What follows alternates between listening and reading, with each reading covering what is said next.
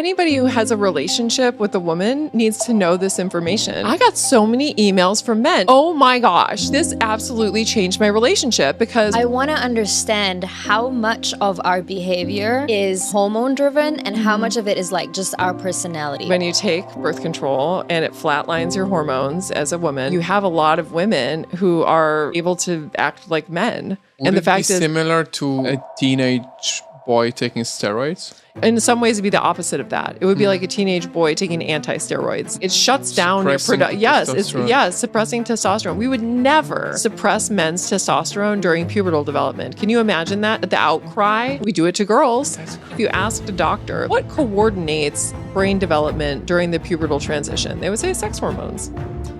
What do you think about giving something that shuts down sex hormones to teenagers? Oh, that's a terrible idea. What do you think about giving a teen birth control for acne?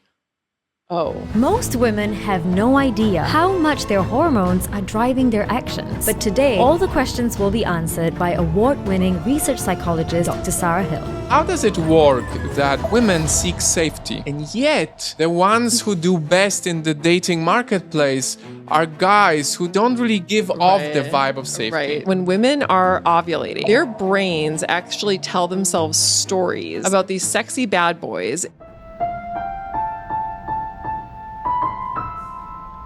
I want you to know that your body of work and what you specialize on, everything that you've been teaching has really revolutionized our relationship. Most women don't know enough about this, and most men think it's none of their business.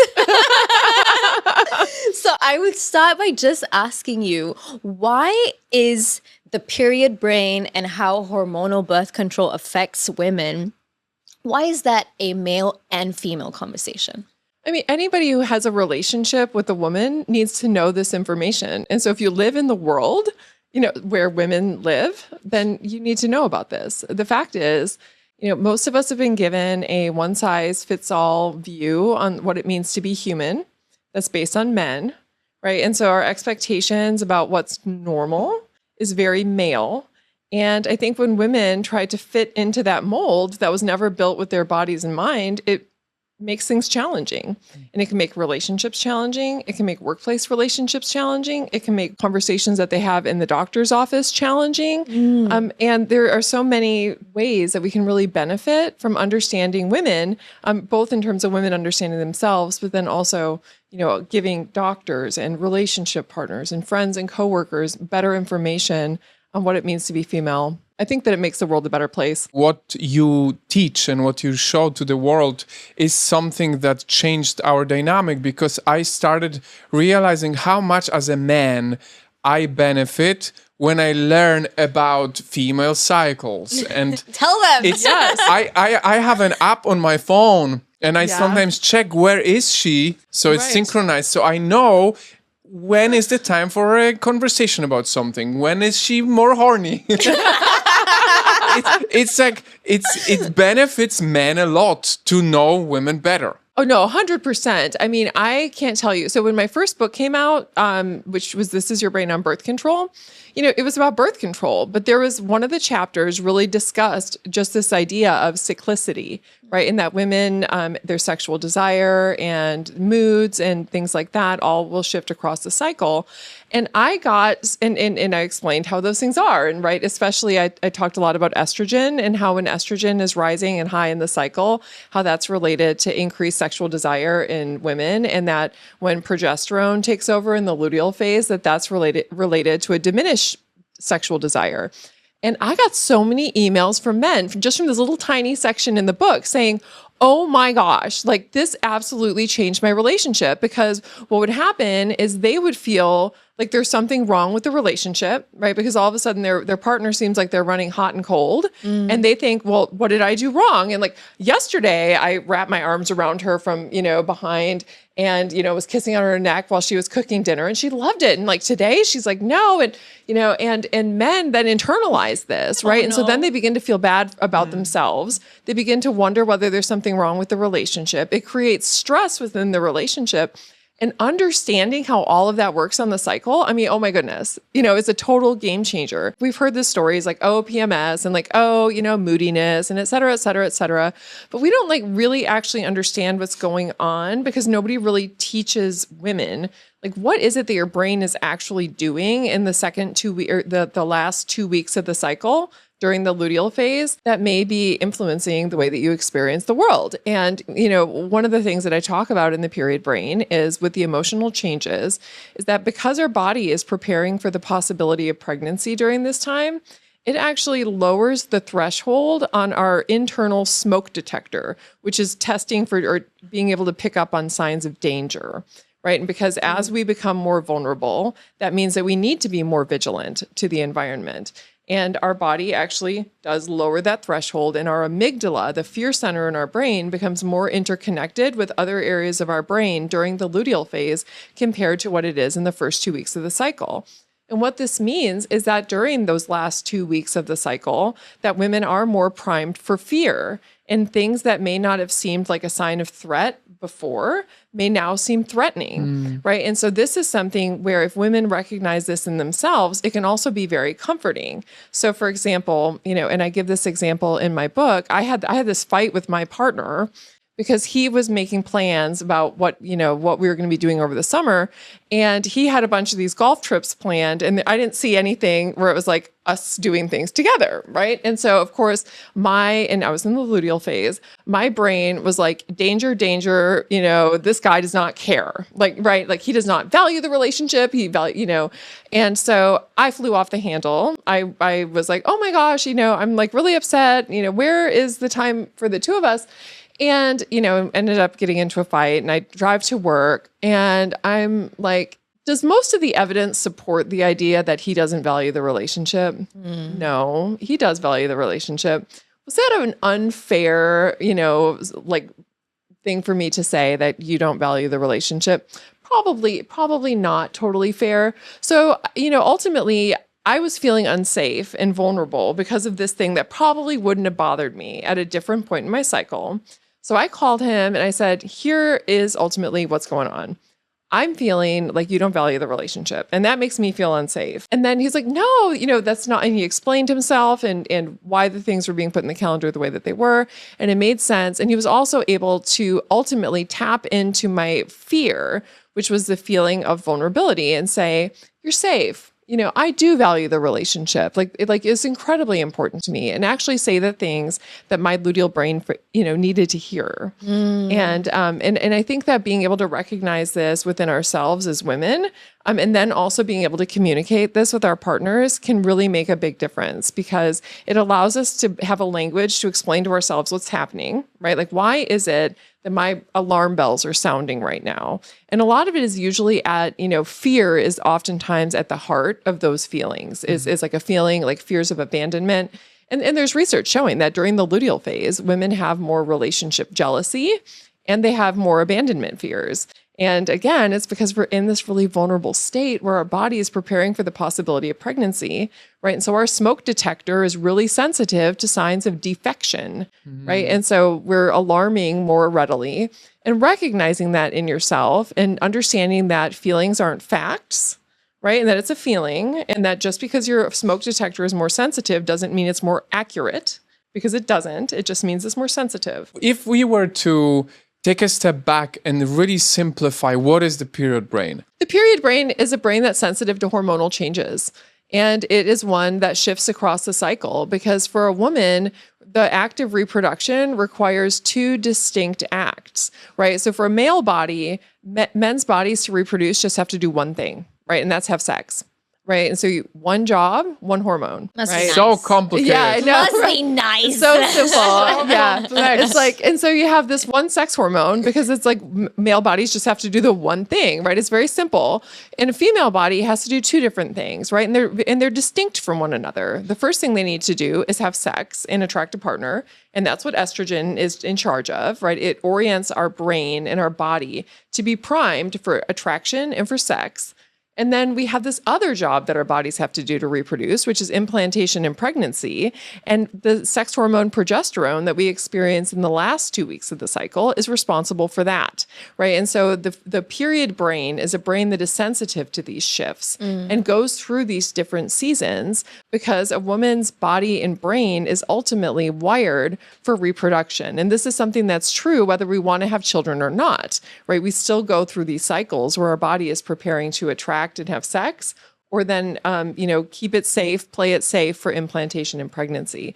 And so understanding these cycles and the different versions of ourselves that our bodies and our brains become as we cycle through our hormones is really the key to understanding women, right? And this is true both within the snapshot of an individual cycle, but also across the lifetime, because women also cycle across the lifetime where they go into, we have menopause. go into fertility with puberty, and then they cycle out of fertility with menopause. And so understanding the period brain is about understanding a brain that's sensitive to hormones, a brain that is an unfolding picture, right? And really being able to wrap your arms around that to be able to optimize your life and feel your best. Yeah. Anyone listening who's like, okay, so how many versions of myself are there? In a cycle, right? Are there 2 main versions or are there 4 main versions? And what are the signs of each version that we should kind of, Right. In the sciences, we always talk about the differences between lumpers and splitters, right? So people who are lumpers tend to describe things in broad terms, right? Splitters tend to divide things up into smaller little categories. And so if we're going to be a lumper, which is, I think, the easiest way to understand the cycle, it's really talking about the 2 versions of ourselves, the estrogenic version of ourselves, which is the version of ourselves that we are on days 1 through 14 of the cycle on average. And so this is the version of ourselves that is being created when estrogen is the primary sex hormone that's dominant. And this is the version of ourselves that is oriented toward attraction, sex, attraction and sex. I mean, it's just like all about attraction and sex. Like women become the sexiest, most energetic version of themselves during the time. Yeah, like really magnetic. I mean, they tend to feel better about themselves. They feel sexy. They look sexy. They smell sexy. They sound exactly sexy. When this happens. Yeah, no, I mean, it's this really beautiful. Yeah, it's a really great vibe. It's a beautiful time in the cycle. And most women really love the way that they feel during that time. For me, like day 5 of the cycle is like always when I can start to feel estrogen, like, oh, hello, old friend. It's so good to see you again. So good to experience you. Like where I can just start to feel a little bit more energetic, and I can start to feel like, it's almost like when the engine starts going and you're like, okay, no, we're going to start going down the road now. Like this is good stuff. And then there's the luteal phase version of yourself, right? And this is the version of yourself that's orienting itself and preparing for the possibility of implantation and pregnancy. And so this is a little bit more of a sleepier self. Your body is actually working really hard during this time. Like your basal metabolic rate goes up between about 7 to 11%.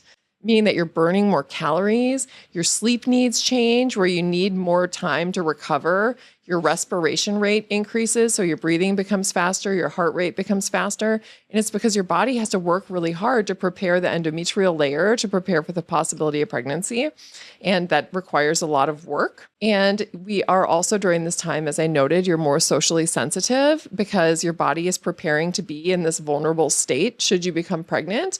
And that means that we become more sensitive to signs of threat. And so emotionally, we become a little bit more attuned to negative things. So our negativity bias tends to increase a little bit in the luteal phase.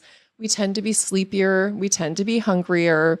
We tend to be less sensation seeking. Like we don't want to go out into the world and just like experience things the way that we do in the estrogenic follicular phase, because our body is trying to conserve resources and keep us safe just in case the possibility of pregnancy. And also one I forgot to mention is that sexual desire also decreases during this time. And it's because sex can no longer lead to conception. Right. And so sex during the luteal phase becomes less about, scratching that itch, right? That physical itch of just like wanting to have sex that a lot of women experience in especially the fertile window of the follicular phase. But sex becomes more about connection. And so this is another point where I think that having communication and men understanding this can really take their relationship one step further in terms of developing intimacy. Yeah. Because for many women, like when they're having sex in the, fertile window, in the estrogenic follicular phase, when they're just feeling sexy and alive, I mean, sex is about sex. I mean, it's about pleasure and about scratching that physical itch of just like wanting to have sex. And for the luteal phase, like when women want sex, oftentimes is motivated by a desire for closeness. And this means that it's going More to about the create. blanket. Yeah. that's around Yeah, you. it's like The coziness. that's not the time to be pounded. Like that's Right, the yes. moment to be embraced and hugged and go slower and like give me more words of affirmation and Right. No, exactly. and both are great. Yeah, no, exactly. And I mean, both are great and they're different. And I Yeah. think understanding that, I think can really take a lot, some of the mystery away from women for men, because so many men I know have gone through the experience where they're like, all right, like, let's go in for a quickie. It's lunch, whatever. And their partner's like, no, and feeling almost offended. They think luteal there's phase, something wrong like- with the man. Right. Yeah. But they feel something and- is wrong with themselves when they get Yeah, rejected. Exactly. The guy Yeah. feels Yeah. like because this is the old running joke that men are confused. Right. And yeah. I think when you speak, it makes so much sense because for men, the world on average is a little more simple. Right. Like we have 24-hour cycle. Right. And so every day can be predictably understood. Right. But when you understand as a man that woman has much longer cycle, Right. like it Right. works for 28 days on average, right? Right. So you start understanding that you are treated differently based on the cycle. Yeah. But I want to ask you something because I wonder, looking at how the world is progressing. Yeah. Question number one is why some women are so much more sensitive to these cycles. Yes.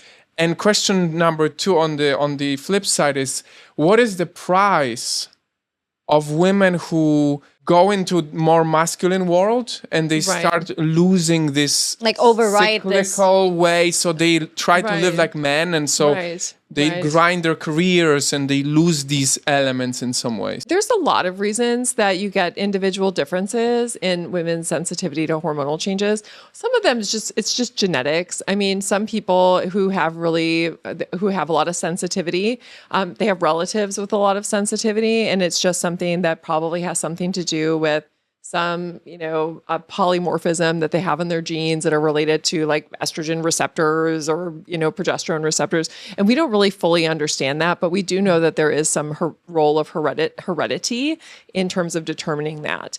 Other things are related to lifestyle factors. The fact is that even as we shift between our cycles, it should feel a little bit like riding a wave, right? Like where you kind of ebb and flow. It shouldn't feel like careening up a mountain and then falling off a cliff. And some women experience it that way, where they feel like these incredibly wild swings in mood and they're lashing out and then they feel terrible and then they get into these spirals. And that oftentimes is, hormonal sensitivity or sensitivity to hormonal changes, a lot of which tends to have to do with environmental factors. In the last 100 and 200 years, we've made a lot of changes to the environment that have eroded women's resilience to hormonal changes. Because the ability of the cells in our body to quickly adapt to rapidly changing levels of estrogen and progesterone is nothing short of miraculous. I mean, just imagine that you're a cell in the body and you have to try to maintain homeostasis, which is your body's status quo, right? So imagine you're a cell in the body and your job is to keep the body at status quo. And all of a sudden there's these huge rises in estrogen and then all of a sudden it's falling. And then progesterone is rising and then it's falling. And your job is to keep everything normal and level. That means that you have to do things like increase the number of hormone receptors when hormone levels are low, right? Then you need to down-regulate hormone receptors when there's lots of hormone levels. So try to keep things relatively smooth and slow going. And when we have things like chronic inflammation, chronic stress, not getting sunlight and other things that help to promote the resilience of our body, not getting enough sleep, not getting exercise, not having social connections.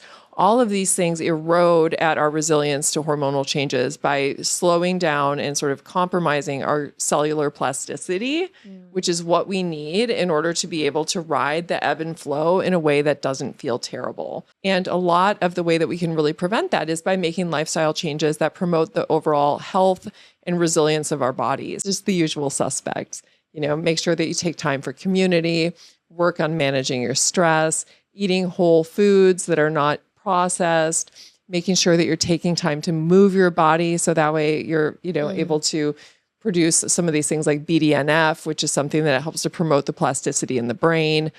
All of these things are going to make your transition through the cycle smoother. And does it work on like a cycle to cycle basis? So for example, I have done all of the things you just mentioned in this cycle. I have sunlight, I ate healthy, I moved, I connected with my friends. So does that affect me in this cycle where I have a smooth cycle? My PMS symptoms are less strong?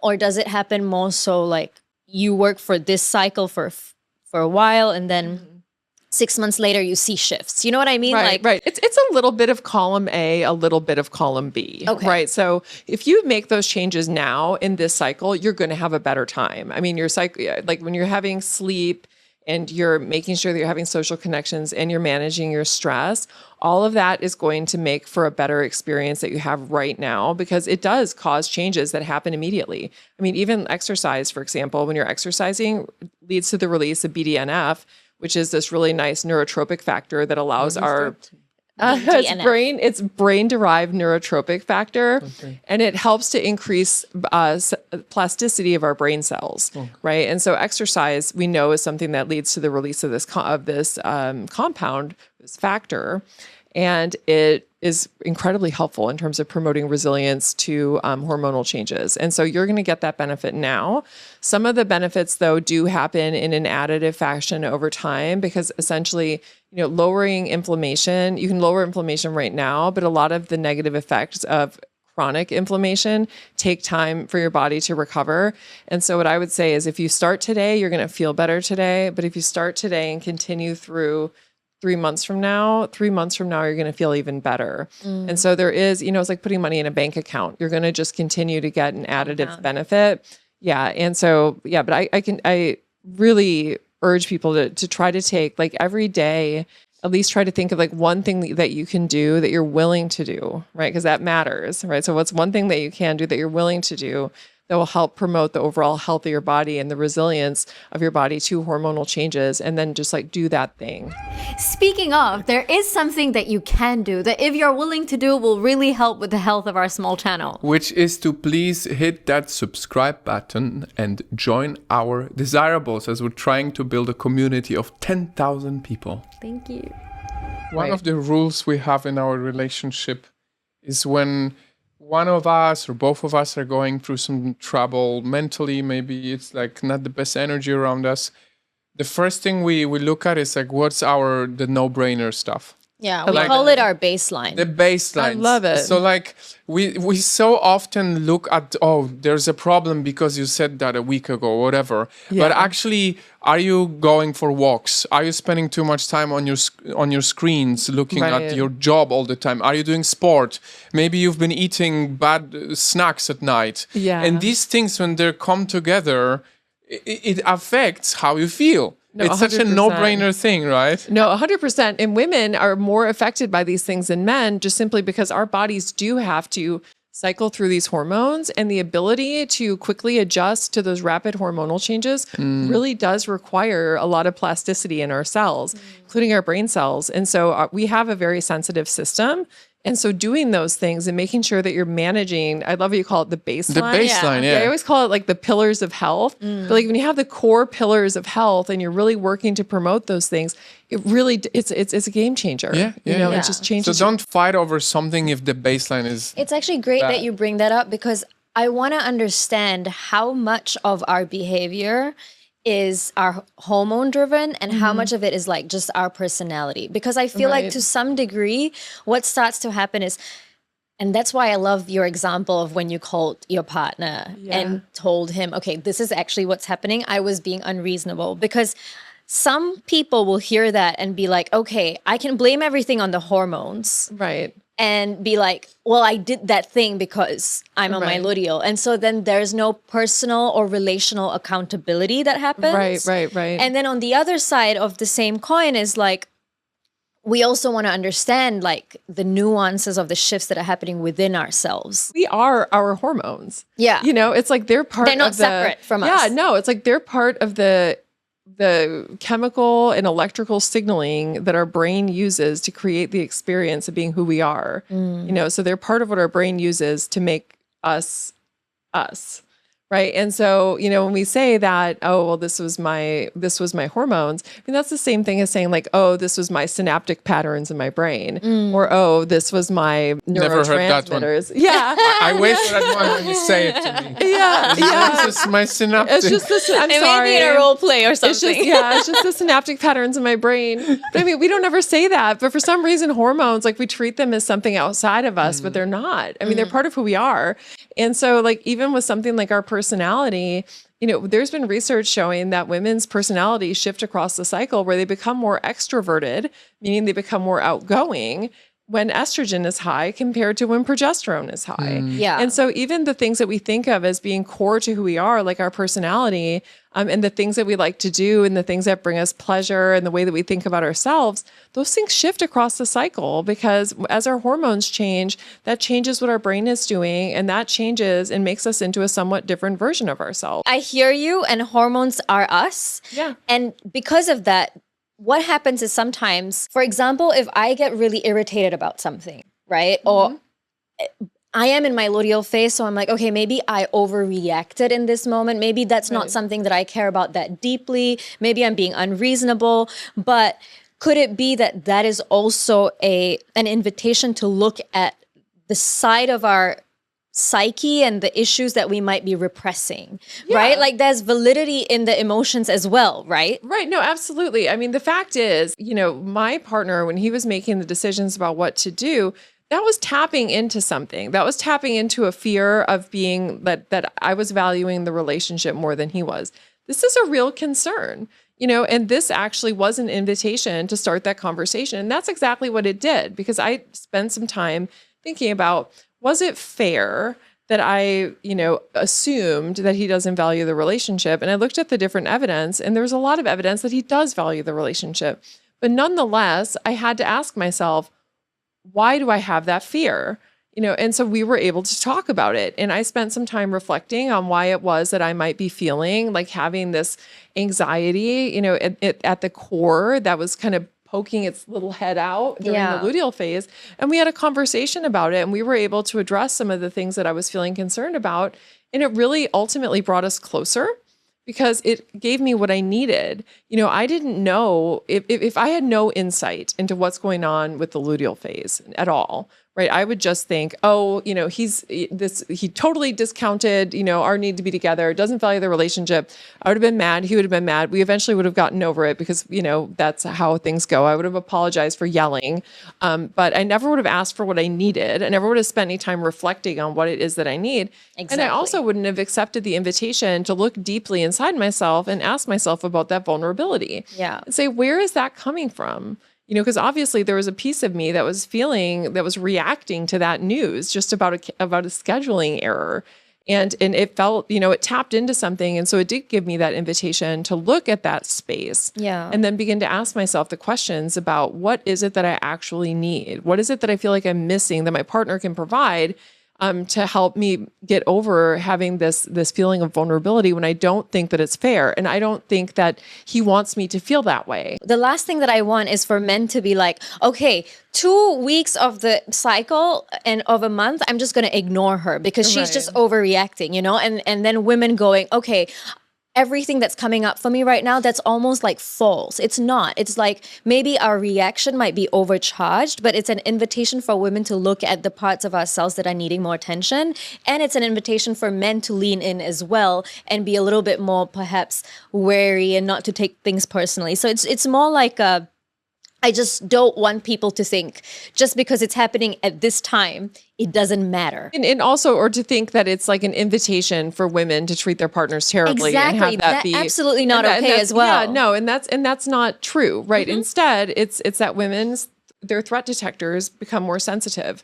And so, yes, it may lead to reactions that seem to be outsized for whatever the event is.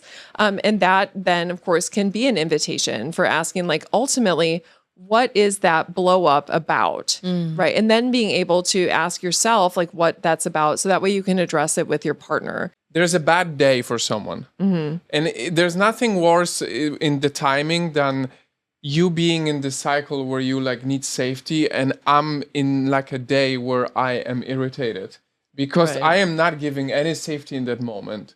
So Yeah. I totally We had it recently because we've been recording here in the US, and Yeah. so polyamory is not common where we're from, Right. and it's super common here. Like more in at least among our guests. at I least would among- say, like, say, like, it's very common here. it comes up in conversation, right? It's a way of life that a lot of people that we've spoken to have actually chosen, and to each their own. At the same time, it's not my choice of lifestyle. Right. So I was in my luteal phase, and I think we'd had one too many conversations that were really like romanticizing and glorifying polyamory. And I started to feel insecure and unsafe. And instead of realizing, because so much was happening, instead of realizing, okay, I'm in my luteal phase, maybe this is a great opportunity for me to go to him and be like, could you give me some reassurance? Because I've done that before. I'm like, can you just give me reassurance? I need that. Instead of doing that, I said something that's almost like I dropped a hint, and I was like waiting for his reaction to it. And I was in my miraculous mind hoping that a miracle would happen and he'd be like, no, I would never. I'm not Right, even interested. yes. And he's just like, yeah, well, I've committed to you, but this is something that it's natural for us to be attracted to other people. And I did not I want to really didn't say like this.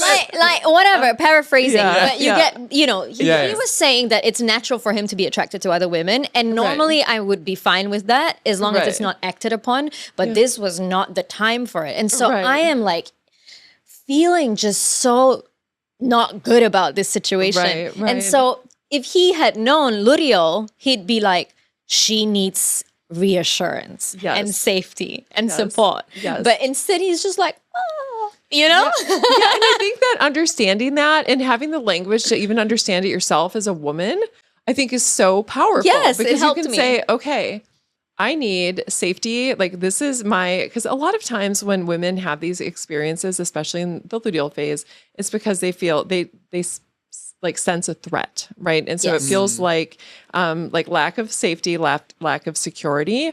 And so ultimately asking yourself, do I feel safe? Do I feel secure?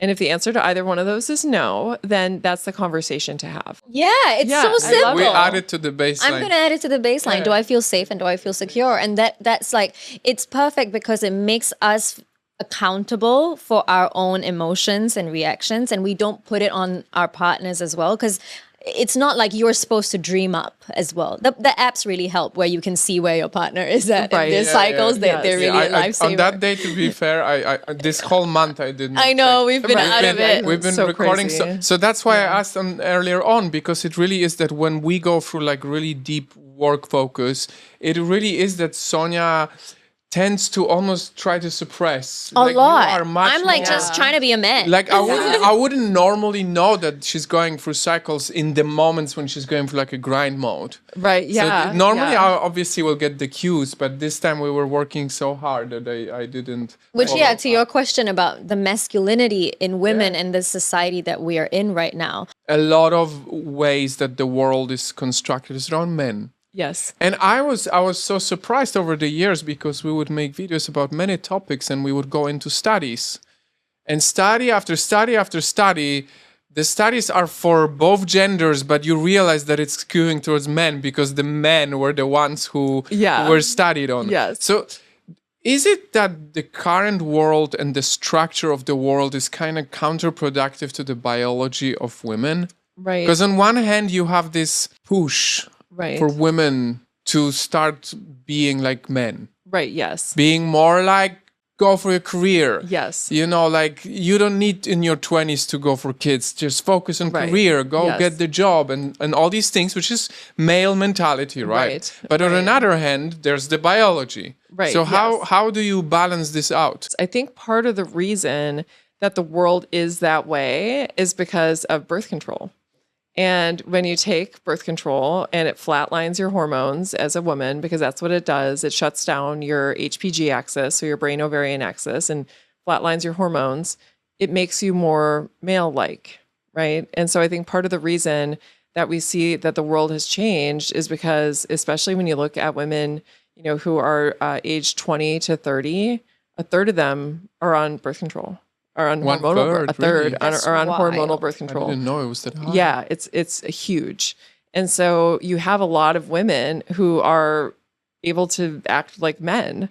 And so the world has changed. You know, so it's not that society came and quashed, you know, women. It's that women quashed their hormones and then the world became more masculine. Other part of the picture is that, yes, you know, when you put a woman into a one size fits all type of world, which is the world that we live in, and the expectation is that you're going to be performing the same day every day. I mean, that can create a lot of undue stress to women during a phase in the cycle when they require additional rest, right? And they have fewer sort of physiological resources that they can use to do really anything. And this isn't to say that women underperform in the luteal phase, because that's just simply not true. And the research doesn't support that idea. So research supports the idea that women's cycles don't need to take a terrible, take a terrible hit on women's productivity, except in extreme cases. When you have women who have extreme forms of PMDD, it can impact their productivity negatively. But ultimately, what you see happen is that women who are cycling become more easily burned out. And so they get really easily burned out by having to grind the same way, you know, because a woman's natural rhythm is to push and rest, right? That's even how we give birth, right? You push and you rest. Follicular phase, luteal phase, estrogen, progesterone, push, rest, right? And so women can go through these periods of really intense productivity, and then they need to dial back a little bit. And I think that if women allow themselves to follow their natural rhythms in their work that they do, they can be incredibly high performers, right? And probably higher performers than they would be if they're just trying to grind it out the same every day. You know, and for women who have jobs that allow that sort of flexibility, you see that a lot of women kind of fall into that rhythm. I know I do, where I tend to do a lot more and I get a whole lot more done in the first 2 weeks of my cycle than I do the second 2 weeks of my cycle. But what I get done during the first 2 weeks is like more than what I would be getting done on average if I was just grinding at the same rate every day. We also see that women are twice as likely as men to be diagnosed with depression. Women are twice as more likely than men to be diagnosed with anxiety. And I think a lot of these things are the result of the fact that we're having, you know, women operating in this world that's one size fits all created for men. And women are feeling like something doesn't feel right. Yeah. I'm like doing everything right and I don't feel good. And it's exhausting as well, because like we do live in a world where we want to have a fair fighting chance at anything. If we were to start making changes as a society to make things less one size fits all, what can people in power be doing, right? Like as employees, we have period leave, for example. I may build it up because I know how corporate brains are structured. If someone's watching this, they are not motivated by, oh, I want to make it better for women. What's Right. going to be more motivating is what I would love to understand is if you believe that women can actually perform better if the systems are created for them They'll to make you live more money. according to. Because if I visually imagine it, I feel like for the past few years, and I saw danger with this. I'm from Poland, so we are usually late to the trends. Right. Mentally, because I don't live in Poland, but mentally, like, it takes me a while. So, like, when the world started pushing the concept that men and women are the same, I have a red light. I'm like, this is Right. danger. Yeah. And I feel like for a while now, what's been happening is like in forms of like a visual metaphor, we created a basketball court and we put short people and tall people playing next to each other, and we expect the short people to do the same job as the tall people. but there's a volleyball court empty next Right, yeah. beside. They could just swap and play beside, right? Right. Yeah. So how do you see if the women were allowed to live according to the cycles and according to all the things that you're teaching? You can go to the extreme of saying that, we need to schedule everybody's work around their menstrual cycle, right? And that your boss needs to be keeping on top of everybody's cycle and knowing where everybody's cycle is. And I don't think that that's really reasonable. And it's not going to happen. Yeah, and it's not going to happen, but I do think that giving women autonomy over their schedules is where it's at. And I think that just allowing women to make the decisions about when they are going to get their work done and when their most productive time is, and having women themselves, because, I think that the larger problem a lot of times is with women themselves, where they have internalized this idea of what normal work schedules look like, and it's very male. Yep. And just understanding that it might not look that way for you, and that it's okay to double up on your efforts when you have a lot of energy, which for many women is during the follicular phase of the cycle when estrogen is dominant, and then being willing to dial back a little bit in the luteal phase if you need additional rest or you're feeling more introspective. I don't think that, I don't think that we need to totally turn everything upside down, but I do think allowing for greater autonomy for women, I think would really be a huge step in the right direction, just in terms of allowing them to be able to work with their body's rhythms. I think that a lot of time and effort is wasted by women by beating themselves up, especially in the second 2 weeks of the cycle, when they don't understand why it is that their performance is different than what it was 2 weeks earlier. And I think that having, again, just even a language to understand what's happening and understanding that they're making up the difference and that their work rhythms are just going to look different from that of a man's is, again, a real game changer, because so much effort is spent. I mean, I can't tell you, and this is true for me, this is true for my daughter, it's true for my mom, and it's true for all my girlfriends, how much time we spend beating ourselves up over things. And a lot of those things that we spend our time beating ourselves up about are things where the expectations that we have about what we're supposed to be doing are male. And so we talked about sexual desire, women beating themselves up about the fact that they're not super turn-onable every moment of every single day of the month, right? Women beating themselves up about being hungrier in the luteal phase because all they've ever been told is you need to eat X number of calories a day when their bodies need X plus Y when they're in the luteal phase. And so they feel like they're really hungry and they can't understand why they're preoccupied by food, and oh no, they have no self-control.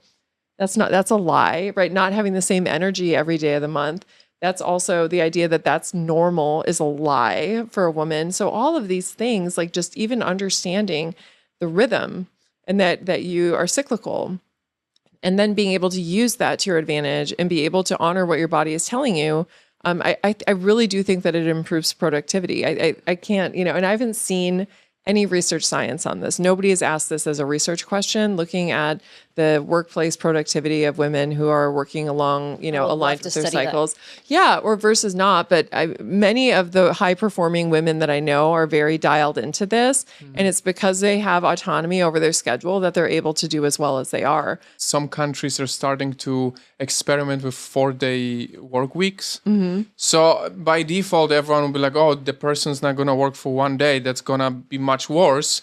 But because people are happier at work, the 4 days, they do better job than on the 5 days. Right. And I would assume that it possibly could be the same way. Yeah, and no. everyone would be happier. Yeah, no, I think 100%. And one other thing I wanted to add to this is that having the type of structure that we have where women are in these jobs where they're expected to perform the same way that men are, which, as I noted, is contributing to these higher rates of burnout and higher rates of depression and anxiety and a lot of these things that we see that are so common in women, is that it's also bad for their cycles. And chronic stress is a big predictor of failure to ovulate. And so a lot of times we also see in these populations of women these hormonal imbalances that are created by failing to ovulate. Because when you don't ovulate, you don't release progesterone. And so for a lot of these women, they'll begin the process of starting to ovulate where the egg follicles will begin to develop, and that causes the release of estrogen. But then the egg never gets released because the body is essentially saying, nope, this is not a good time to have a baby. Because essentially our brain is picking up on cues in the environment that are related to whether or not it would be a good or bad idea to have a baby.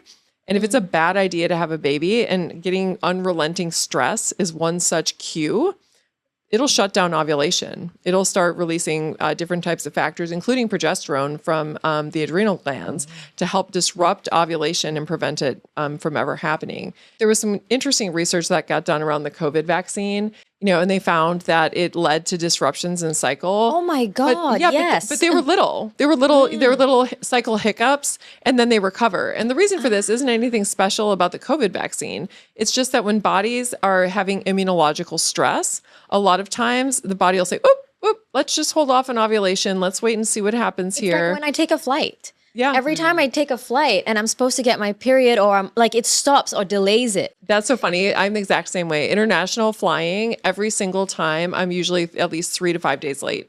Yes. Like clockwork. And somehow, always when we have a flight, and we fly a lot cross-continental, Yes. she always has period around I the know, time. but it's actually really like it's something that a lot of women that are traveling today for work and whatnot go through. Experience. And what's really interesting about that is it tells us also, it illustrates for us because we've known this for a while, but melatonin plays a really important role in helping to regulate the cycle.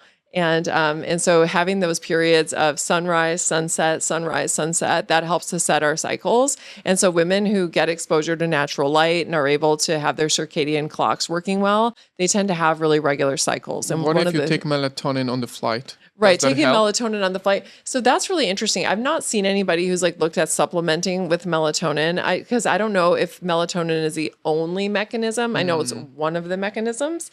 But I'm guessing that there's also other mechanisms involved that just involve seeing the sun rising and setting and having that happen on the same intervals. That really helps to set the circadian clock. But setting your circadian clock will help to also set your cycle straight. And so this is something that, is really common to have that disruption. And that's funny. I have it the same way. What I would love to focus on now is dating. The whole concept of a bad boy. Yes, It's the bad boy. because it's so interesting for me since a lot of things in life clearly biologically just is about safety and having babies. Yes. That's literally we have all the AI, all the tall buildings, we still are these creatures. Yes. We haven't changed. Yes. How does it work that women seek safety Right. by default and it's the most important part, and yet the ones who do best in the dating marketplace are guys who necessarily don't really give safety. They don't give off the vibe of safety. Right. So this is such a great question, and it's and the answer is complex. But I just need you to bear with me here. Of course. All right. Let's focus on it. So human beings are kind of cool in the different species that are out there in the world, because in addition to just taking a male's genes, they also get parental care and self-care from their partners, right? There's a lot of species where females and males mate, and then the males go away, the females have the offspring, and then, the offspring kind of go away. Yeah. And mine. There's a lot of species There's like that your species, dad's. okay. Very, very primal. Right, yes. Yeah. So there are a lot of species that do that, right? And when you have a species like that, let's just talk about a fish, for example. When a female fish is looking for a mate, all she's looking for is his genes, right? Because she wants healthy genes for her kids, because the male isn't going to be sticking around and going to be helping to care for the kids and not going to be, listening to her problems and doing all of the things that humans expect from their partners, right?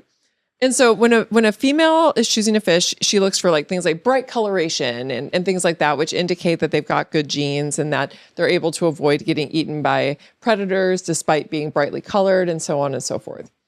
Now, when you get to a species like ours, we want the good genes, right? Because we want our offspring to be healthy.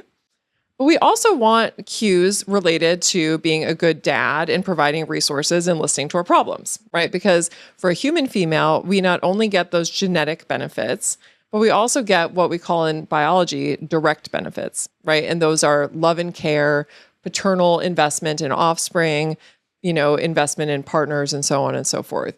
And so anytime that a female is choosing a long-term mate, or a woman is choosing a long-term mate, she's looking for a combination of good genes and good partnering qualities, right?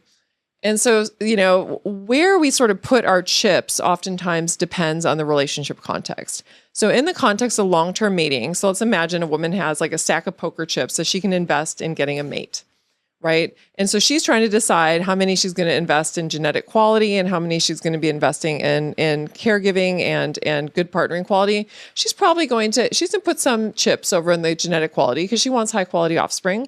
She's going to put a lot of the chips over on the, good partnering quality side of things because she wants somebody who's going to be sticking around and so on and so forth, right? In a short-term mating context, so like a casual sexual relationship, here's a case where human females are expecting no parental investment, right? So this is not a partnering type of a relationship. This isn't somebody who's going to be investing in kids. This isn't something where he's going to be investing in you and listening to your problems. They take all of their chips and they shift them onto the pile of genetic quality, right? And a lot of the qualities that we tend to think of that characterize the sort of sexy bad boy are sexy, right? They're things that our brain finds sexy. And the reason our brains find them sexy is that many of them are cues to good genetic quality. So things like high levels of testosterone, right? So having like sort of a chiseled jaw and deep set eyes and a deep masculine voice, right? That's a cue to genetic quality because testosterone is it's like immunologically suppressive. And so during development, if you don't have a really good immune system, your body's not going to let levels of testosterone get too high because it redirects resources away from immune function toward the development of these characteristics. And so having those qualities suggests that your immune system is so good that it could manage being suppressed throughout development to allow you to develop these masculinized features and you still didn't get sick, right? So it's a signal of quality. And so, and risky behaviors are also related to testosterone levels, right? Another sign of genetic quality. And so we tend to see that this preference for bad boys, especially in the context of short-term mating, because women are essentially they're shopping for good genes. Just like the fish looking for bright coloration, women looking for chiseled jaws are oftentimes looking for the best genes. And then when they go into a longer term type of a dating context, that's when they tend to shift where they're putting their chips and they tend to have a more even balance between the genetic quality and then also partnering qualities. And what explains, because I have clients that fall in the bracket of, I want someone to commit. Right. And I'm looking for a serious long-term partner. And I can't help myself. Right. I know he's bad for me, but... Right. Well, so there was this really great research. There was this really fun research that was done by my colleague, Christina Durante, and she's a researcher at Rutgers University. And she did this research and found that when women are ovulating, so when they're at the point in the cycle when sex can lead to conception, their brains actually tell themselves stories about these sexy bad boys, and they tell themselves stories about the fact that they're going to change, right? And that they're all of a sudden that's what I keep hearing. Yes. So they did this study where they had women looking at a dating profile that was supposedly written by this guy in the picture, right? And the guy is very physically attractive. He's like what we would consider sexy. He's got the chiseled jaw and the deep set eyes. And in the dating profile, he even explicitly wrote, like, I'm not looking for anything serious, da da da da da da da. Okay. Yes. Right. Yeah. So they have these women, and then they also saw one that was somebody who said that he's looking to commit, and and he didn't have the testosterone markers and that sort of thing. And then they asked the women about, how desirable is this person as a partner? And then also imagine you have a child with this person. How much time will he, relative to you, spend burping the baby, changing the baby's diaper, helping with the laundry, and this whole list of things?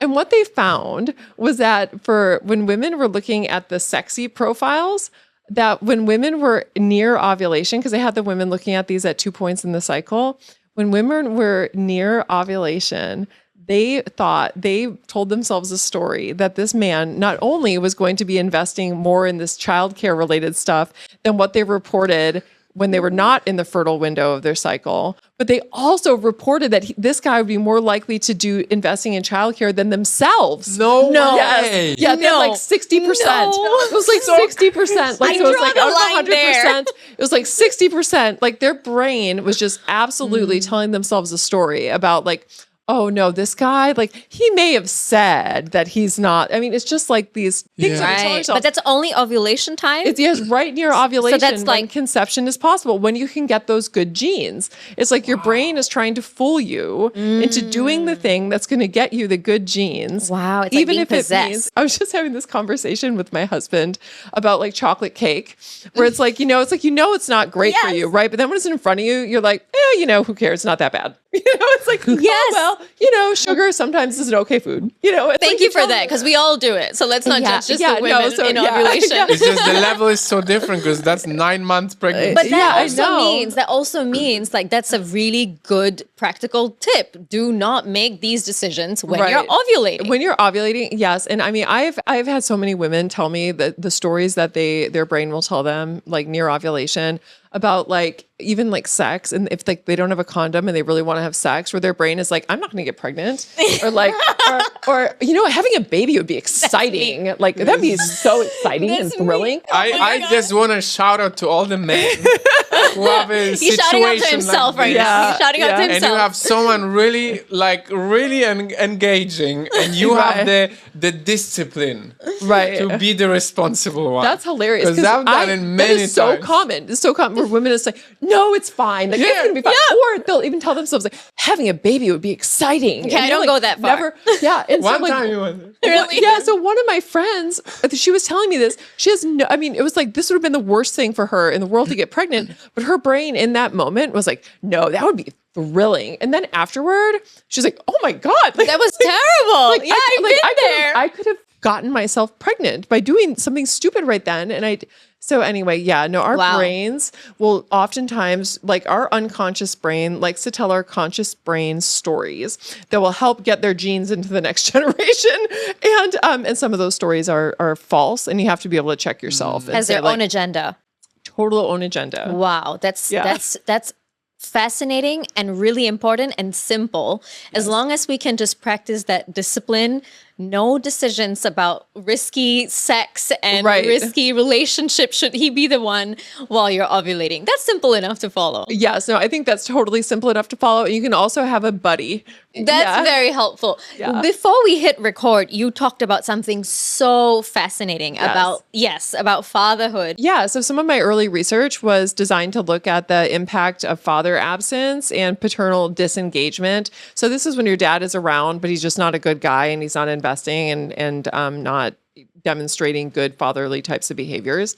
And we were looking at that in its relationship with sociosexual development in girls and also risky sexual behavior. And what this research finds and has been finding for a number of years is that when women have a dad that's absent or is disengaged, so again, not necessarily a great dad, not around and investing, that girls go into earlier puberty than do girls who have an investing dad. Yeah. And they tend to have earlier timing of first sexual behavior. So in the literature, we call it a sexual debut, which I love. I love it. It's like the best language. Like fancy way. What's I know. considered early? Sexual debut. Well, it's just earlier than girls whose dads so are what's outside the home. What's The considered? puberty, I'm like, just is curious. it Like, early- 1 year, Earlier like- puberty is like a year and a half or so. So Wow, I think that's that a big like it's a big, So it's a age big what? difference. So like right now, I think the average age of puberty is it's like 12, and it might be a little bit younger than 12 now because it just oh my keeps god, it was creeping 9 down. for me. Yeah, and so a lot of these girls, what we tend to find is from girls from these homes, they go into puberty at ages 9, 10, 11. But yeah, much younger than what we tend to see in the girls who have an investing dad and dad's around. They tend to have earlier sex. And what's the average age at which girls are having sex? I don't time. know off the top of my head. So they did a study. There was this one study that was done looking at this like longitudinal data set of children. And in this study, they asked 16-year-olds, like, have you ever had sex? And what they found is that the girls who grew up in homes where the fathers were there, their probability of saying yes was pretty low. I think it was less than 10%. And the girls whose fathers were absent, I think that it was like 65% was yes. It was like it was much greater yesing than what we saw in the girls whose dads were present. They're also more likely to become pregnant earlier. They're more likely to have, difficulty with relationships. And there's this whole, slew of literature that finds these effects. And we found it in our research as well. We did some studies where we looked at sisters who grew up in homes where there was a divorce and the dad left and then wasn't investing. And we looked at the sisters because each sister gets a different dose of fathering depending on whether or not dad was around. So we wanted to be able to control for the genetic influences of the fact that, it might just be that if you have a dad who's, sort of precocious and leaves a family, that may be related to early puberty genes. And so we wanted to see whether or not we get differences with sisters depending on the dose of fathering. And what we found is that, we do tend to find a greater effect of father absence for girls who have less exposure to a good investing dad. So the lower the dose of fathering, the worse off the girls are, unless it's bad fathering. So in that case, the higher dose of fathering was related to earlier puberty and more risky sexual behavior. That's fascinating. Yeah, What's good fathering and what's bad fathering? So good fathering is just being an investing father. So it doesn't, you don't need to win the Father of the Year award. You just need to not be like getting into abusive fights with your wife or your children. You need to not be, outwardly intoxicated. So these are some of the things that we related to like bad fathering is essentially lying, cheating, stealing, drugging, The bad stuff. fight. Basically, like basic, That's- simple. Yeah. And so you don't need to be, Yeah. all in the family. Like, you don't need to be like the dad of the year to be a good dad. Just being around and being kind and not being, somebody who's outwardly intoxicated and fighting and abusive. All of those things are going to do well for your daughters because it turns out that daughters' sociosexual development is very much affected by dads. I mean, obviously, this research shows that. And the reason that they believe that this is the case is twofold, is that one, whether like the behavior of the father sets a precedent about what girls believe the mating pool is like in adulthood. Yes. And so if they see that, oh, this is what men are like in the population, then I better go ahead and get ready to reproduce because life is uncertain, right? The world is uncertain and it's better to reproduce now than waiting too long and then dying before I have the chance to pass down my genes. So essentially like this evolutionary imperative gets shifted forward because you're in this uncertain environment. Another contributing factor is the fact that, through most of our evolutionary history, women were very much dependent on men for access to food and protection, right? And so having male investment was critically important in terms of being able to survive throughout most of our evolutionary history. And when you look at the survivability of children, depending on whether fathers are around or not around in traditional types of environments like contemporary hunter-gatherer societies, the probability of surviving until your like 15th birthday is cut in half if you don't have a dad around. So I mean, it's precarious, right? So the idea here is that for a girl, and if she's in a household environment where dad is not around, and again, with women being very dependent on provisioning and protection from their male fathers, a good decision for the female body is to become ready to reproduce. So that way she can be able to go out and find a mate to be able to provide those things for her instead. Right. So if I can't depend on my father to provide me with protection and access to resources, then I can become reproductive myself and find a mate who's able to provide those things for me myself. And so essentially it's shifting girls and putting them on the fast track to sexual development so that way they can be able to essentially save themselves.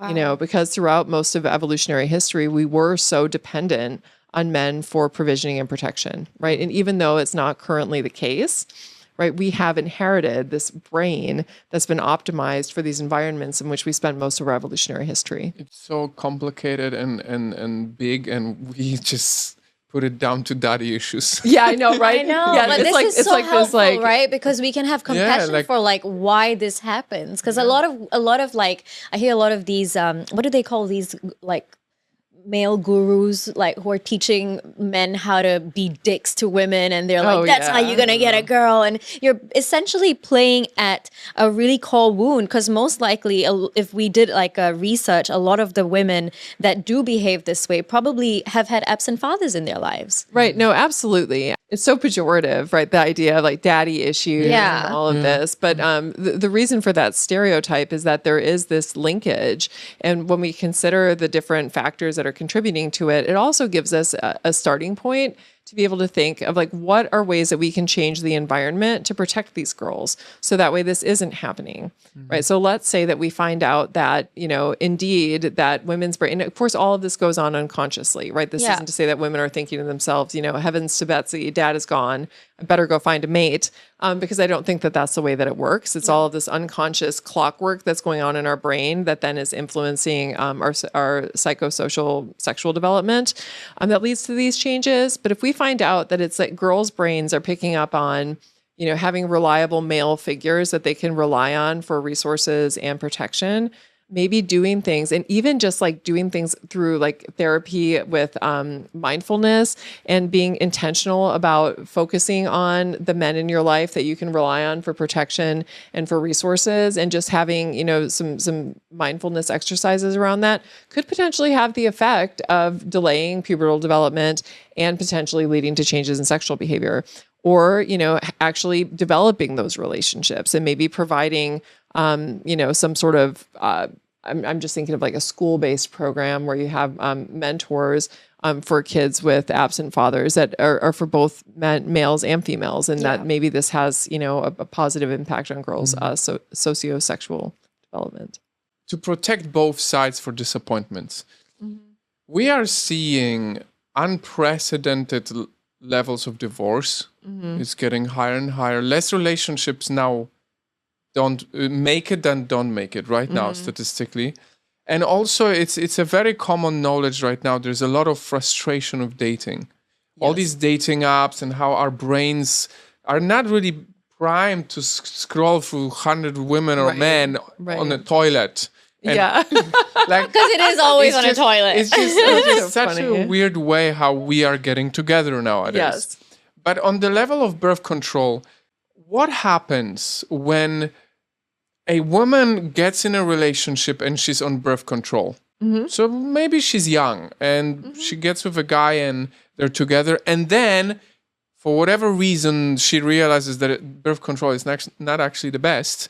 She puts it off, stops taking it, and now the partner is not the same for her anymore, and they don't make it. How do you address that? Like, how do people on birth controls really choose the partner that they think they can spend their life with? Right. Well, I mean, to start with, one of the things that we started talking about at the top was just that we are our hormones, right? And that they influence what our brain does, and they influence the version of ourselves that our brain creates. And part of that is who we're attracted to. And we know from a lot of research that women's sex hormones do play an important role in guiding attraction. And in particular, estrogen increases our brain's sensitivity to the differences between men, right? It increases our interest in cues to genetic quality, like testosterone, like we talked about. And so it primes our brain for mate choice, right? Kind of zeroing us in finding most sexy those men who have compatible genes and good genes and so on and so forth.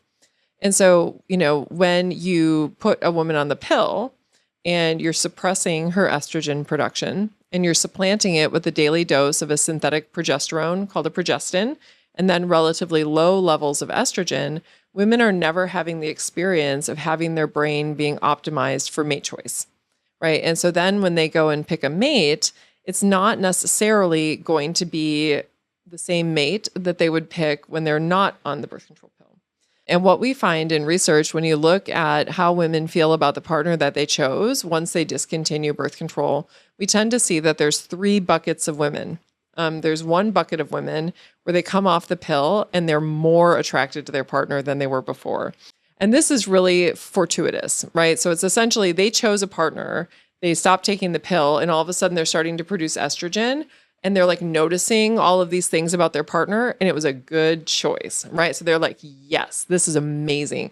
And they're more sexually attracted to their partner. And what we also see is that their relationship satisfaction increases. So they actually become even more appreciative of their partner, because it's like now they're like tapping into this whole other dimension, that they didn't even know was there before. So that's one bucket of women. You also get a bucket of women where they don't really notice a difference. They're like, oh, I feel about the same. I feel similarly attracted to my partner, right? And I'm guessing that for these women, the hormonal state that was mimicked by the pill was more similar to their natural hormonal states than what we get with these other 2 buckets of women, right? The last bucket of women are women who go off the pill and are like, oh no, I made a bad decision. Like this isn't working for me anymore. And the form that this usually takes for women is that they find that they're less attracted to their own partner. And then they're noticing now all of a sudden that their estrogen is starting to rise again. They're finding themselves more attracted to other people. Is oftentimes the way that this happens, where they thought that they didn't have sexual desire in this way anymore. All of a sudden it comes roaring back on the scene, and it's not geared toward their partner. It's geared toward other people. And so that's oftentimes the way that last bucket, the form that takes. And, we don't yet know enough about what the different factors are that contribute to which one of those buckets you land in. Right. And so that's something that research needs to tell us more about. It's kind of unbelievable. Yeah. Well, We don't know this about the pill that so many people take. I know. A third of the female population, from you said. 20 to 30. Yeah, 20 to Crazy. 30. Yeah, there's a lot of them on it. And a lot of these women are choosing partners.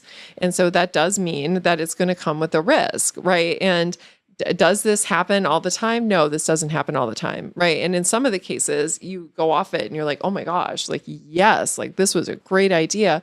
But there is that case where you have women who chose somebody and all of a sudden, as their sort of brain is waking up and is sensitive to these cues, that they're not so attracted to this person and they're finding that they're attracted to other people. Do nothing wrong. And he didn't do anything wrong. Yeah, No, I mean, that's it's so a really unfair to him. It's a totally heartbreaking situation. I mean, honestly. And when I hear that from women who are going through this, it's devastating. And I hear from men also. And I feel so sad because there's nothing, it's like, what can you do? Go back on the pill.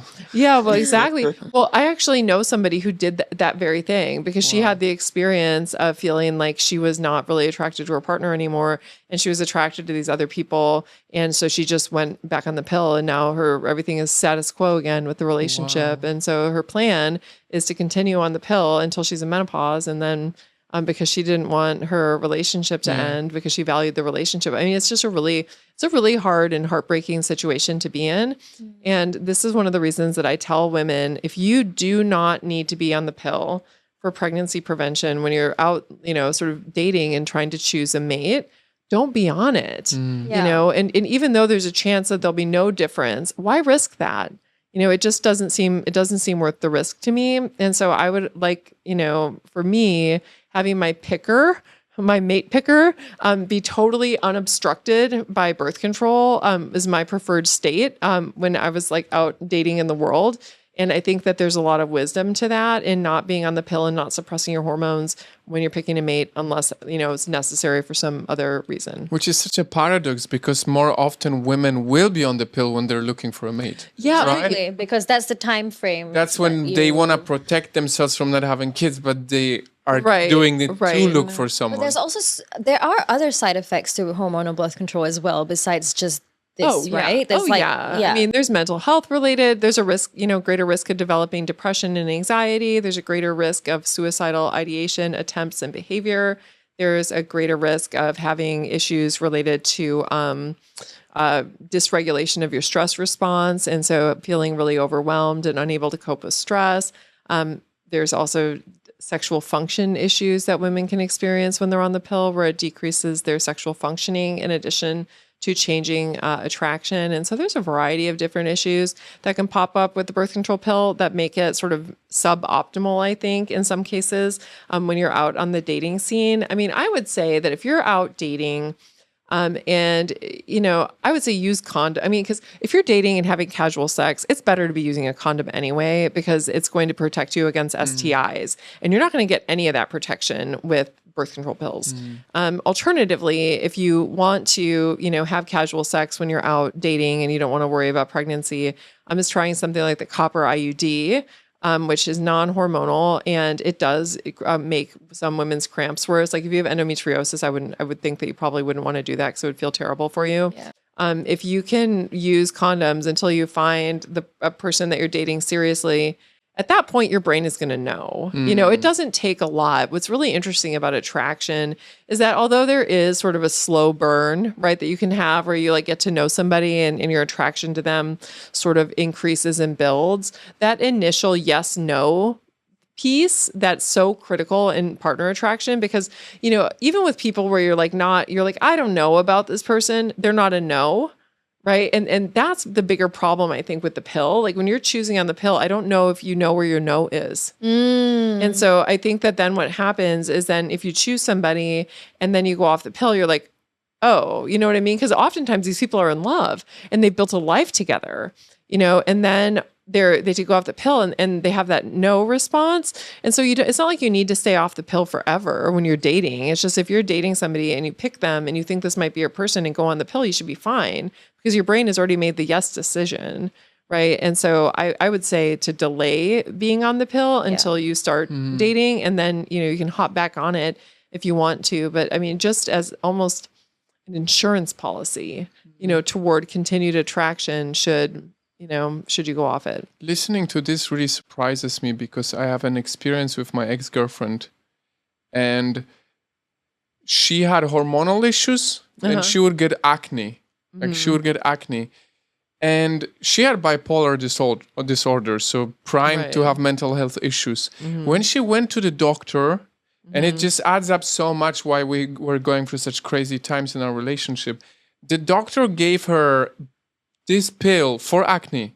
Wow. And it was bipolar. I remember the name. The name was Diane, I think. The pill, which is a very a strong one. Yeah. Because I remember researching it, and it had all these side effects that are connected to mental health. Right. And she already had suicidal thoughts and bipolar disorder. And they gave her that. Yeah, for acne. Yeah. No, I mean that's just. But so I crazy. hear that And acne bit a lot. Like a lot of women were told to take that. Yeah, for because- acne. For acne. Like Isn't I it know. crazy that you get a pill that has so many side effects for acne? No, I know. It was even crazier about it is a lot of times the girls who are given it for acne, I mean, they have mental health issues like you were just talking about, or they're teenagers and their brain is still developing. And the fact is, like, our brain isn't done developing until we're in our mid-20s.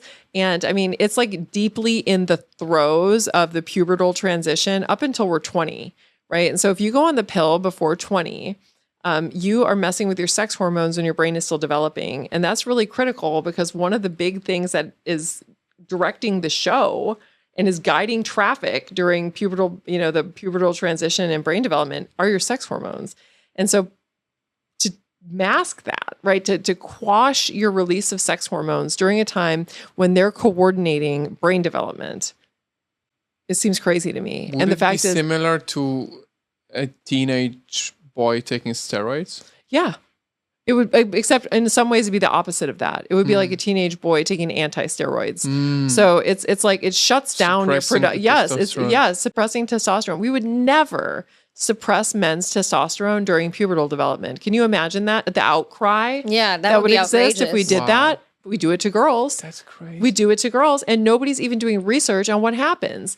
The thing that makes me most crazy about this is the fact that we give these girls 13, 14, 15 years old, these young girls, the pill for acne, something as minor as acne, and we have no idea what it does to brain development. Nobody's doing the research. And the very few studies that exist seem to suggest that it may lead to a long-term risk of developing major depressive disorder throughout your lifetime after you're off of it. And so we're giving this to girls, and this is not being communicated to their doctors. It's not being communicated to the girls. This is blowing It my mind. is blowing my mind so because many- I used to be on the pill as a teenager and I was severely depressed, like severely depressed. And And, when I you- still get these bouts of like phases where it comes back and I feel like I need to, go through it. And I thankfully have the tools, but I never really gave it thought that it might have been the pill.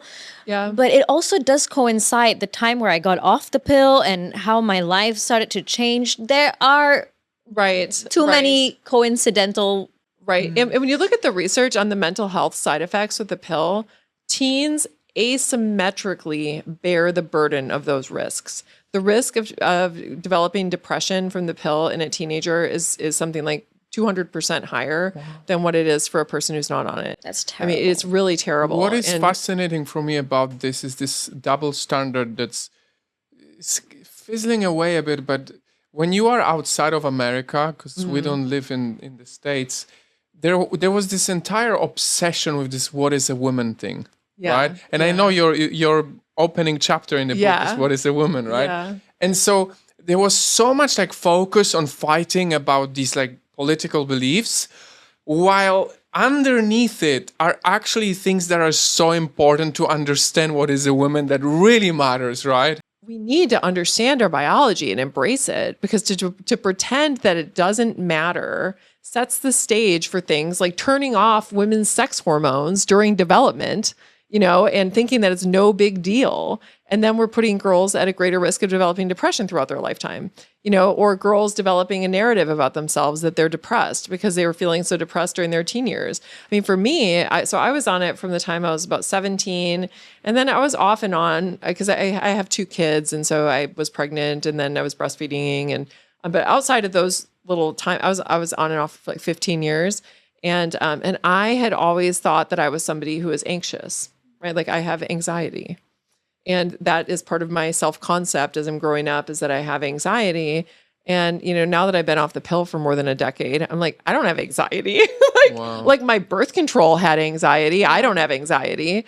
And it was a belief about who I was. That's that huge. was in our beliefs about who we are formed in our late teens and our 20s. And this is when 30% of the population is on the pill. Right. And so a lot of women's understanding of themselves as a human being are being fundamentally shaped around a medication that is shutting down their sex hormones. Can you imagine what people would say if we said, we're going to shut down men's testosterone production during their teenage years? Nobody would allow it. Nobody would allow it. We allow it for females, and we allow it for things as minor as acne. It's crazy. Outrageous. Well, I think it's really scary that doctors don't.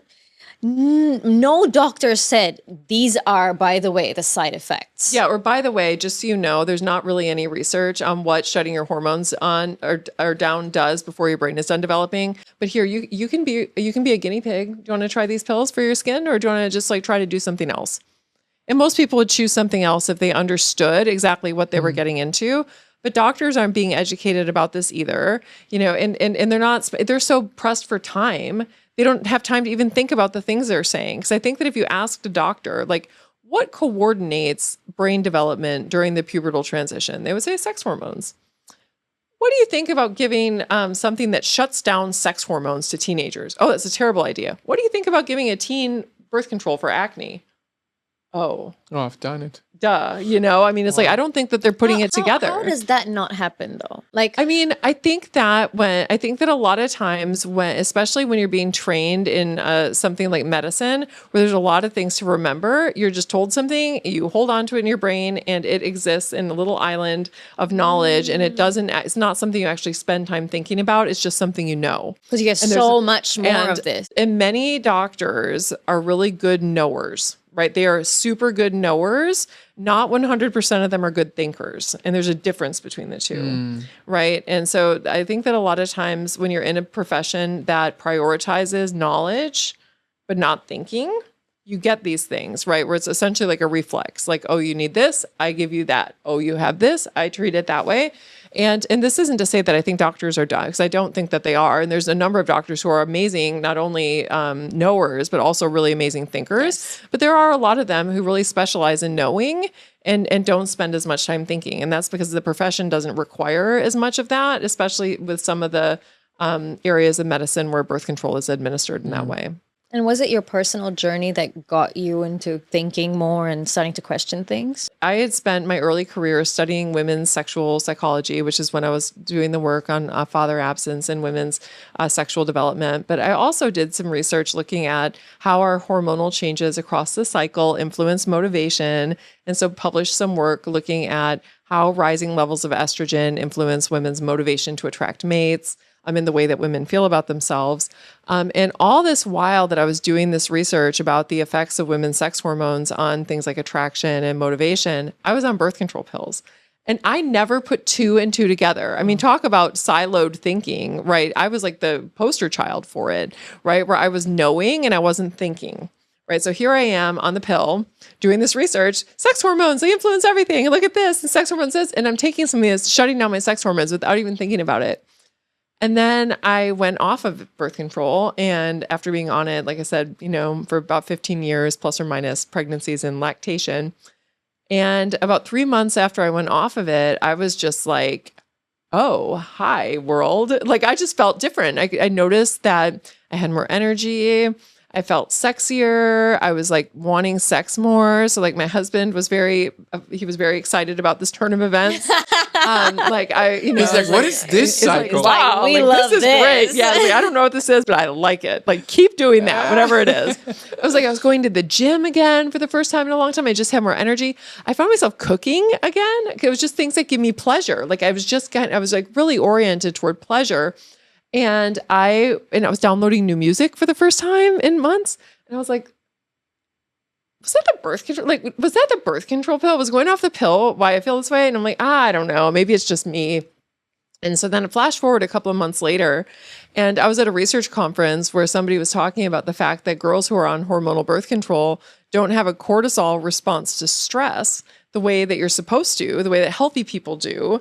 And it was when I was there that it all clicked together, where I was like, oh my gosh, no wonder I felt different when I went off the pill. Like when you take the pill, it shuts down your hormone production and it changes your hormonal profile. And hormones affect everything. They affect the stress response. They affect your energy levels. They affect who you're attracted to. They affect sexual desire. I mean, they affect how sexy you feel. I mean, they affect everything. They affect your stress response. And so it was then that I was like, what do we know about, the pill and the brain and women? And because I was like, if I don't know about it, nobody else knows about it, because here I am, studying and writing papers about hormones and how they affect our behavior while taking the pill. And not putting two and two together. And so I went to the research literature and learned about all of the different things that researchers have been talking about now for like 30 years about the relationship between using hormonal birth control and everything ranging from our inability to be able to regulate our stress response in a normal way, to changes in mood, to changes in sexual desire, changes in sexual attraction, and essentially changes in women, and then how that's changed the world. Just following the different things that are helpful at each phase is so beneficial to that thing where you mentioned you get so much more done when you focus on getting more stuff done in the first 2 weeks than you would have gotten done if you just like sliced it and did it every single day. That's so true for me. No, it's 100% true for me too. I mean, and from everything ranging from my workouts to the work that I do in the office. Big one. I took a course on He did, bless him. cycles. So I understood that like there's different types of exercises a woman should do.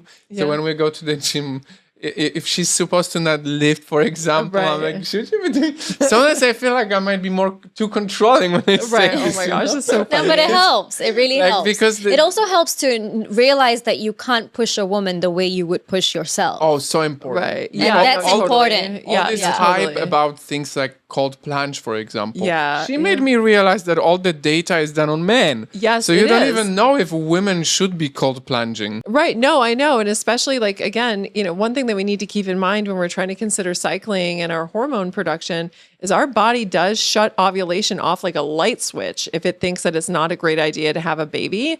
And one of the things that'll do that is stress. Cold stress is stress. And so we don't know, like, does that and does like regular exposure to cold plunge during times when your body's getting ready and preparing for ovulation, does that interfere with ovulation? We don't know. And we need to do the research before we start making these blanket recommendations. And it's like what we did. I don't know if you guys are old enough to remember this, but for a while they were telling everybody that they should take a baby aspirin every day because it's good for heart health. And it turns out that that's good for men and it's terrible for women. And that for women, it doesn't improve heart health. And instead, it tends to lead to being more likely to bleed out because it thins our blood too much. And so that recommendation has since been revised. But this was a recommendation that was made based on, that was done on male bodies. And then the recommendation was given to women, like, everybody do this and it'll make you so healthy. And then women end up getting all of these issues with bleeding and bruising and other, issues, and not That's good. why the world needs you. Yeah, it's also just a great reminder. Like you said, you went from from knower to thinker. And it's a great reminder that we all have that agency to really like ask ourselves, what are we putting in our bodies?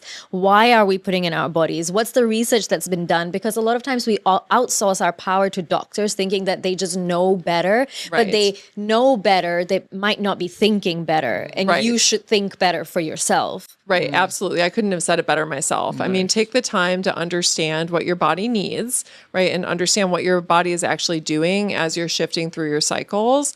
And then be able to take the time to know and to think, like, what does my body need? And then be able to have the conversations with your doctors, with your partners, and even just with yourself.